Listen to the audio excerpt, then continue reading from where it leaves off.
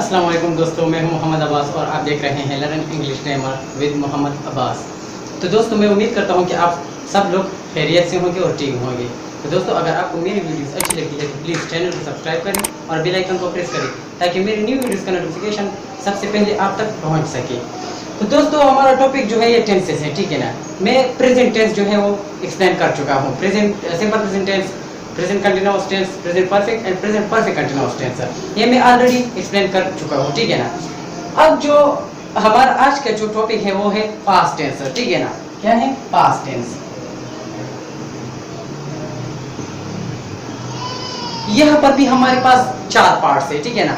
Past मतलब simple past tense, past continuous tense, past perfect tense, past perfect continuous tense, ठीक है ना। तो मैं स्टेप बाय स्टेप इन चार पार्ट जो है इनको एक्सप्लेन करने वाला हूँ, ठीक है ना। तो आज की जो वीडियो है इसमें मैं सिर्फ और सिर्फ simple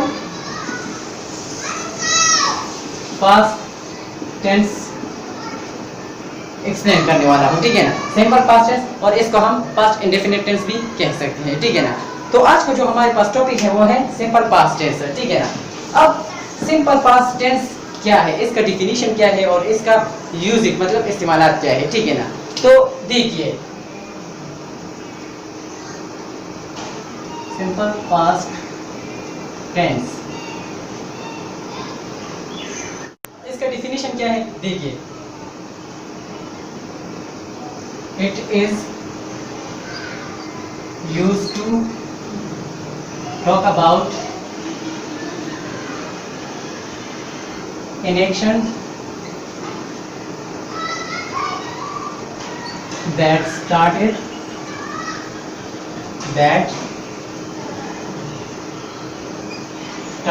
and finished.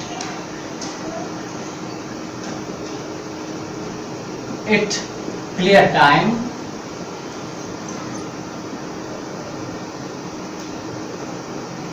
in the past.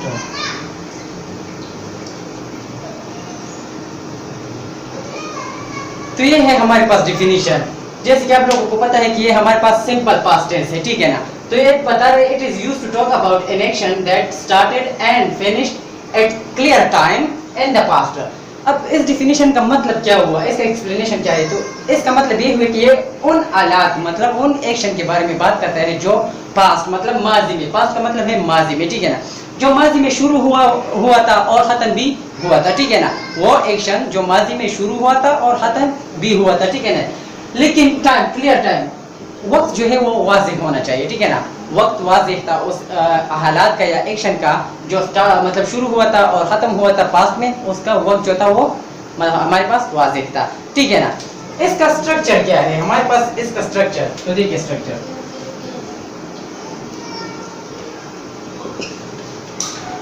all subjects plus verb second form plus rest of the sentence। हमारे पास स्ट्रक्चर का मतलब है, मतलब इनका जो मतलब है, जैसे कि आप लोगों को ये पता है कि सेंटेंस कैसे बनती है। फिक्र बनाने का तरतीब जो है उसको हम स्ट्रक्चर कहते हैं, ठीक है ना। तो हमारे पास स्ट्रक्चर है ऑल सब्जेक्ट्स। इसका क्या मतलब हुआ, इसका मतलब ये हुआ कि हम जितने भी सब्जेक्ट्स हैं हमारे पास काम करने वाले हैं हम इस्तेमाल कर सकते हैं। मतलब हमारे पास 7 सब्जेक्ट है, he, she, it, I, you, we, they, ठीक है ना। हमारे पास 7 सब्जेक्ट्स है। इनके बाद हमारे पास सिंगुलर नेम मतलब वाहिद नेम और प्लूरल जमा नाम भी मतलब आ सकते हैं, ठीक है ना, आ सकते हैं। तो all subjects plus verb second form, fail की दूसरी हालात इस्तेमाल करते हैं। फिर रेस्ट ऑफ द सेंटेंस का मतलब है कि जो मतलब फिक्रे में आखिर अल्फाज जो होते हैं उसको हम रेस्ट ऑफ द सेंटेंस कहते हैं, ठीक है ना। तो एग्जांपल को देखिए, example, she went to Canada in August. See the example. She went to Canada in August. मतलब यहाँ पर आप देख सकते हैं ये शी जो है हमारे पास सब्जेक्ट है। क्या है? सब्जेक्ट है। कौन सा सब्जेक्ट है? सिंगुलर। ठीक है ना। ही शी इट और सिंगुलर नेम जो होते हैं हमारे पास सिंगुलर मतलब वाहिद नाम या सब्जेक्ट होता है, ठीक है ना। मैंने यहाँ पर शी इस्तेमाल किया, मैंने एक इस्तेमाल किया, जैसे कि आप लोग स्ट्रक्चर पर देख सकते हैं आल सब्जेक्ट। तो आप लोग यहाँ पर I you we they he she it और दो नाम हो या फिर एक नाम हो तो हम आप लोग इस्तेमाल कर सकते हैं, ठीक है ना। यहाँ पर आप ऐसे भी कह सकते हैं they went to Canada in August, you went to Canada in August, I went to Canada in August, ठीक है ना। जो भी सब्जेक्ट आप यूज करना चाहते हैं आप यूज कर सकते हैं, ठीक है ना। जैसे कि मतलब आल सब्जेक्ट का यही मतलब हुआ कि जो भी सब्जेक्ट हो हम इस्तेमाल कर सकते हैं, ठीक है ना। फिर ये वेंट जो है, वेंट ये हमारे पास सेकंड फॉर्म है, मतलब फेल की दूसरी हालत है। आप लोग देख सकते हैं यहाँ पर वर्ब सेकंड फॉर्म, फिर फेल की हमारे पास दूसरी हालत है। इसका पहला हालत क्या है, गो, इसकी पहली हालत जो है ये गो है।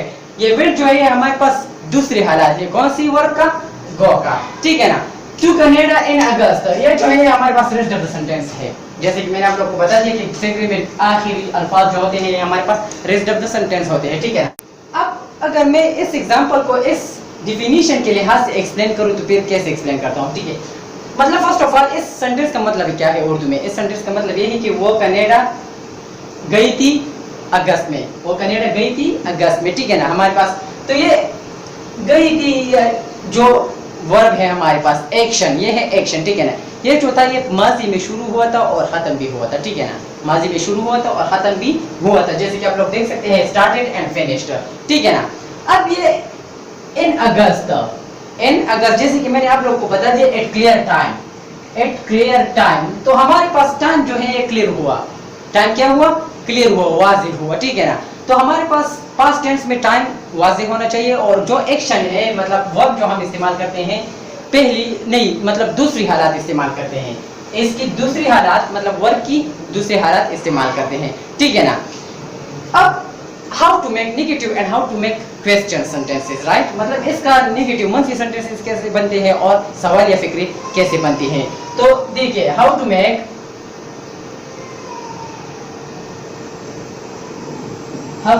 Negative sentences, right. तो इसके लिए भी हमारे पास एक स्ट्रक्चर है, वो स्ट्रक्चर क्या है देखिए, all subjects plus did not plus what first form plus the rest of the sentence। तो नेगेटिव मतलब मनफी फिक्रों के लिए हमारे पास ये स्ट्रक्चर है, ऑल सब्जेक्ट्स, जैसे कि मैंने आप लोग को बता दिया कि ऑल सब्जेक्ट्स का मतलब है जो भी सब्जेक्ट्स हो काम करने वाला हो हम इस्तेमाल कर सकते हैं, चाहे वो सिंगुलर हो या फिर प्लूरल हो, ठीक है ना। इसके बाद हम डिड नॉट को इस्तेमाल करते हैं, किसको, डिड नॉट। ये डिड जो है हमारे पास सेकंड फॉर्म है, ठीक है ना। किस चीज का सेकंड फॉर्म है, डू का, ये हमारे पास डू का सेकंड फॉर्म है, डू एंड डस का, ठीक है ना। तो हम पास्ट में, ठीक है ना, पास्ट मतलब माजी में जब भी हम चाहते हैं कि नेगेटिव सेंटेंस बनाएं तो फिर हम सब्जेक्ट के बाद डिड नॉट को इस्तेमाल करते हैं, इसका इजाफा करते हैं, ठीक है ना। इसके बाद हम वर्ब की पहली हालत मतलब फेल की पहली हालत को इस्तेमाल करते हैं, ठीक है ना, first form of the verb इस्तेमाल करते हैं, फिर रेस्ट ऑफ द सेंटेंस। अब अगर ये जो एग्जांपल है she went to Canada in अगस्त, अगर इस एग्जांपल को मैं मनफी मतलब नेगेटिव में तब्दील करूं तो कैसा आता है, देखिए शी हमने सब्जेक्ट लगा दिया, ठीक है ना। अब सब्जेक्ट के बाद हमारे पास नेगेटिव स्ट्रक्चर में क्या है, डिड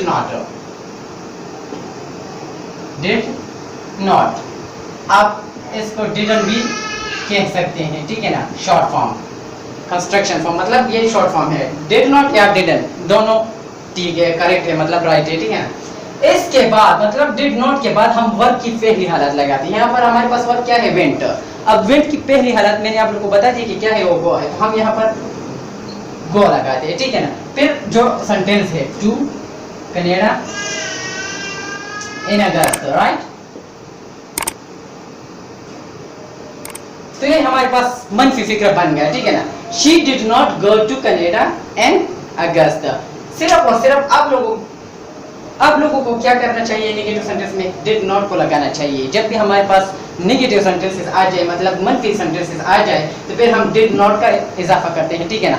फिर वर्ब की जो है ये पहली हालात इस्तेमाल होनी चाहिए, ठीक है ना, पहली हालात इस्तेमाल करते हैं। ये डिड जो है क्योंकि ये भी सेकंड फॉर्म है, ठीक है ना, ये जो है ये हमारे पास सेकंड फॉर्म है, तो हम एक फिक्रे में दो सेकंड फॉर्म को नहीं इस्तेमाल कर सकते, ठीक है ना। मतलब फिर की दूसरी हालात जो है यह हम एक फिक्रे में दो बार नहीं इस्तेमाल कर सकते। ये डिड जो है ये हमारे पास ऑलरेडी सेकंड फॉर्म है, मतलब फिर की दूसरी हालात है, तो ये वर्ब जो है इसका पहला हालात मतलब फर्स्ट फॉर्म होगा, ठीक है ना। She did not go to Canada in August. अब अगर हम चाहते हैं कि क्वेश्चन सवाल या फिक्रा बनाए तो फिर हम कैसे बनाते हैं, how to make questions, how to make questions. तो इसके लिए भी हमारे पास स्ट्रक्चर है, ठीक है ना। इन स्ट्रक्चर्स के बगैर हम मतलब फिक्रे नहीं बना सकते, ठीक है ना। ये जो है तरतीब मतलब फिक्रे की तरतीब है, ठीक है ना, फिक्रे कैसे बनते हैं। तो इसका जो स्ट्रक्चर है वो कुछ इस तरह है, ठीक है ना। Did plus all subjects plus verb first form plus rest of the sentence plus question mark. Question mark हम क्यों क्वेश्चन मार्क लगाते हैं, क्योंकि हम चाहते हैं कि सवाल या फिक्रा बनाए, क्वेश्चन मतलब क्वेश्चन बनाए, तो एंड में मतलब फिक्र के आखिर में क्वेश्चन मार्क लगाना जरूरी है, ठीक है ना।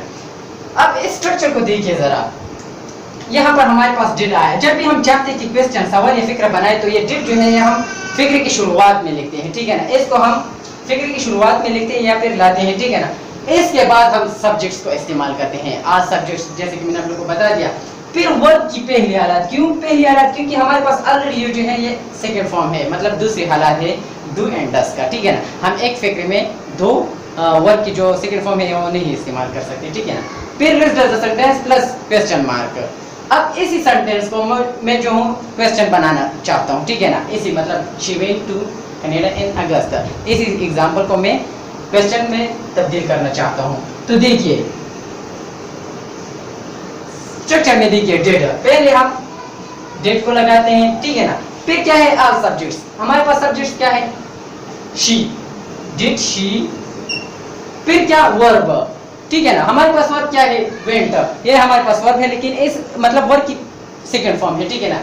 यहाँ पर हमसे वर्ब की पहली हालत मांगते हैं, ठीक है ना। तो हमें चाहिए कि हम फेल की पहली हालत लगाएं यहाँ पर। तो वेंट की पहली हालत क्या है गो, डिड शी गो। फिर क्या है रेस्ट ऑफ द सेंटेंस, हमारे पास रेस्ट ऑफ द सेंटेंस क्या है टू कनाडा इन अगस्त। अब आखिर में क्वेश्चन मार्क, अगर आपने क्वेश्चन मार्क नहीं लगाया तो ये मतलब क्वेश्चन तो है, सवाल या फिक्र है लेकिन मुकम्मल नहीं है, ठीक है ना, इनकम्प्लीट है। अगर आप इसको कंप्लीट करना चाहते हैं तो फिर यहाँ पर क्वेश्चन मार्क लगाना जरूरी है, बहुत ही जरूरी है, ठीक है ना। अब सेंटेंस को देखिए did she go to Canada in August. Structure को देखिए did all subject plus first form of the verb plus rest of the sentence and question mark.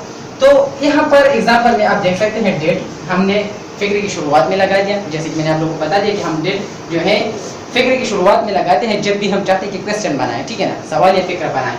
फिर शी सब्जेक्ट है हमारे पास, ठीक है ना, हम ऑल सब्जेक्ट है, तो यहाँ पर कोई भी सब्जेक्ट आप इस्तेमाल कर सकते हैं, यू भी इस्तेमाल कर सकते हैं, वी आई ही, मतलब आप लोग इस्तेमाल कर सकते हैं। अगर आपके पास नाम हो अली, ठीक है ना, टू नेम हो तो फिर एंड अहमद, ठीक है ना। Did Ali and Ahmed go to Canada in August. आप लोग मतलब कोई भी सब्जेक्ट इस्तेमाल कर सकते हैं, ठीक है ना। ये जो है हमारे पास क्वेश्चन है, सवाल या फिक्र है। मैंने आप लोग को बता दिया कि मतलब सिंपल पास्ट टेंस क्या है, इसका डेफिनेशन क्या है, हम क्यों इस्तेमाल करते हैं, ठीक है ना। जो भी एक्शन माजी में हो जाए, ठीक है ना, और टाइम उसका वक्त जो है वो वाज़ेह हो तो फिर हम सिंपल पास्ट टेंस को इस्तेमाल करते हैं, ठीक है ना। अक्सर जो स्टोरीज होती है, ठीक है ना, स्टोरीज कहानियाँ वो सिंपल पास्ट टेंस में ही बनती है, ठीक है ना। अगर आपको सिंपल पास्ट टेंस मालूम हो, मतलब पता हो कि क्या है, तो फिर आपको मतलब कहानी लिखना या पढ़ना जो है ये आसान होता है, ठीक है ना। तो फिर मैंने आप लोग को बता दिया कि हम नेगेटिव सेंटेंसेस कैसे बनाते हैं और फिर क्वेश्चन सेंटेंसेस कैसे बनाते हैं, ठीक है ना। अगर आपने ये वीडियो पूरी देख ली तो आपको ये समझ में आ जाएगा मतलब सिंपल पास्ट टेंस क्या है, नेगेटिव क्या है और क्वेश्चन मतलब कैसे बनते हैं, ठीक है ना। So it was the end of topic. Now if you have any kind of question regarding this topic, you can ask me in comment box. I will be there to answer your question. Thank you so much.